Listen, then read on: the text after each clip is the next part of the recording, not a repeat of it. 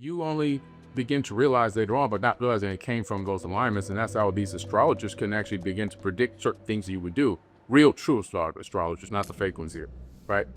And so I began to then believe it's real because the science proves that these alignments have a direct effect on the development and the activities or the actions or the traits of these embryos when they develop into full-size frogs. Right.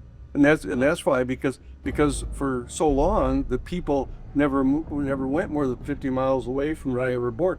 That what the astrologers ask for is what is the exact longitude and latitude of the location where you were born. Yes. Because that determines what the matrix was of all the different alignments of all the planets and star systems that were affecting you during your gestation. And it's just a fact question as to whether or not it has any particular kind of predictable effect upon you. But the reality is, you get with a person who's a genuine, honest astrologer, they will scare you to death. Yeah. You know, they'll tell you what the kind of mate you pick, the kind of favorite color you got, you know, what kind of career you're in, and you're going, holy shit, I thought this was an act of my own free will. Right. And what you begin to realize is that there are these completely unconscious forces that are functioning inside your body, along with your genetic coding from your ancestors. You know, someone says, oh, little Fred, oh, look, he walks just like his grandfather. You know, or the way that she mooks her hair like that, just like how Aunt Lizzie used to be that. You know, there are these other factors they're affecting you all the time. And obviously, of course, the culture you grow up in, and the parents that you had are carrying this genetic programming into you. And while you're functioning unconsciously in response to those stimuli, you are not acting in free will. You are acting as a robot that's been kind of programmed.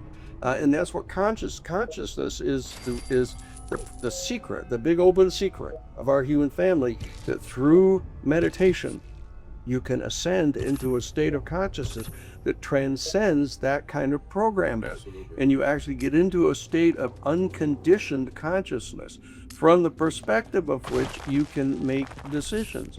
But one of the final, and this gets to be the real key to this AI conversation, is that you get to a state where you can, in fact, be responsive through this new faculty that's evolving to directly experientially encounter this unitive phenomenon that bonds every ultimate interdisciplinary matter together into a unified harmonic whole. And you can discern what conduct either is harmonious or disharmonious. But the fact of the matter is that because it's a physiological phenomenon, can be matched by an AI.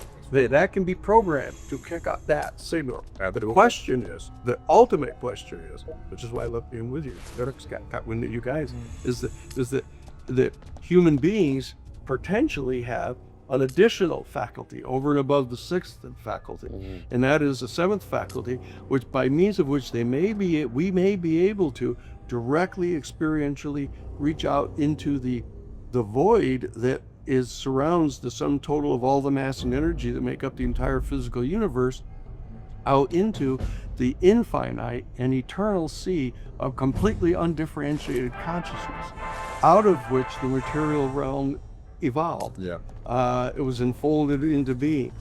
And this is a theological question. That's the realm of the theology.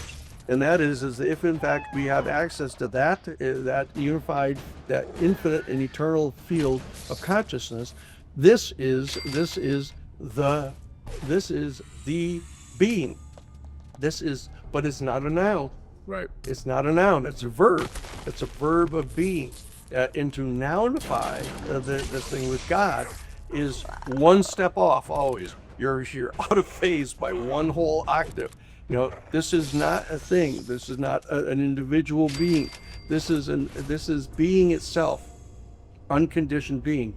And I've been fortunate to be able to write some articles on this for Open Minds magazine. Is that this is the thing we have in common with the ETs? Is that level of consciousness is how we commune. That is where we are completely the same, no matter how different we are, no matter how many different millions or billions of years they've evolved and we haven't. That one, if we can get to that particular place, there's a common being that we all are.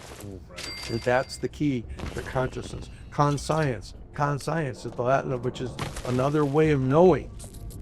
That's what conscience means, another way of knowing this ultimate reality and what our relationship with this is. Yeah, Danny was talking about the prism through which we view all of these, let's say, phenomena that's going on. And I also wanted to understand, Billy, what has your prism become as you're approaching these subjects with extraterrestrials, with ancient civilizations?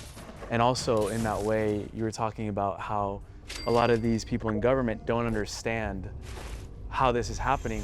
When you've done your research, if you could simplify that process for someone that's common, just knowing this information for the first time, what is that process where these ETs are able to, bilocate or go from point A to point B in an instant? What have you found in the quantum realm? Could I just add something to that first, Yeah. to add to that question, because it's in alignment with it.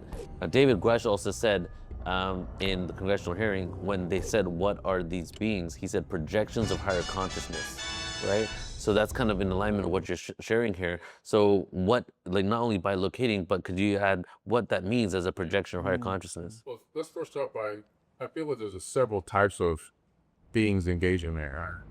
I think we have multidimensional beings from higher dimensions. I think we have ultra-dimensionals, we have interdimensionals. I think we have a variety happening simultaneously. Paranormal activity could be a being obtaining the, a partial sub-frequency or subatomic vibration of our dimension and kind of peering in. If you draw a line on a piece of paper, that's one dimension. Now imagine there were beings living in one dimension, it'd be flat people. If I took my finger and put it on the line, would they perceive my finger? No, they would only perceive a circle.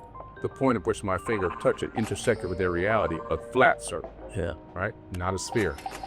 And so it's all about our perception of reality, the intersection between higher dimensional beings and their intersection, or even their craft, in some cases, into our third dimension, will give us these skewed perceptions of reality, thinking we saw one thing that's really a much smaller part of something much larger that we can't perceive because we're immersed in this third dimension.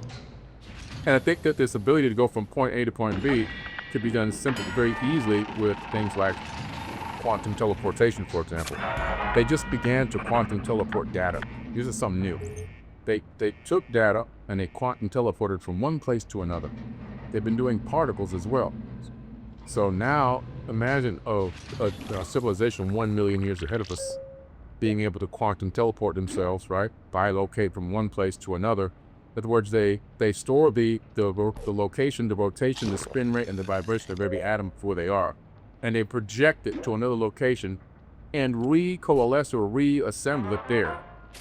And in actuality, the first version of themselves has been eradicated and gone. The new version is a facsimile. A very good facsimile, but it's a facsimile, believe it or not. The teleportation is a facsimile. It's not the original thing that teleported.